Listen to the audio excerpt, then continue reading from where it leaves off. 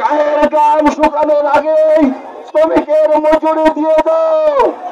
আজকে বাংলাদেশের শ্রমিকদের বিভিন্ন সেক্টরে যে কাজকর্ম করছে, আজকে কোন শ্রমিক নীতি না থাকার কারণে তারা তাদের ন্যায্য অধিকার থেকে বঞ্চিত হচ্ছে। শ্রমিকদের জন্য আলাদা শ্রম নীতি চালু করতে হবে।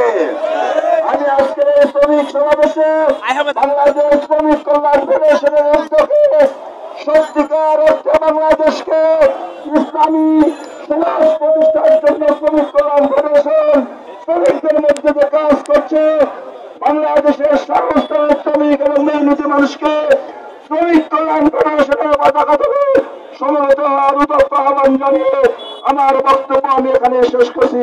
আসসালামু আলাইকুম ওয়া রাহমাতুল্লাহ।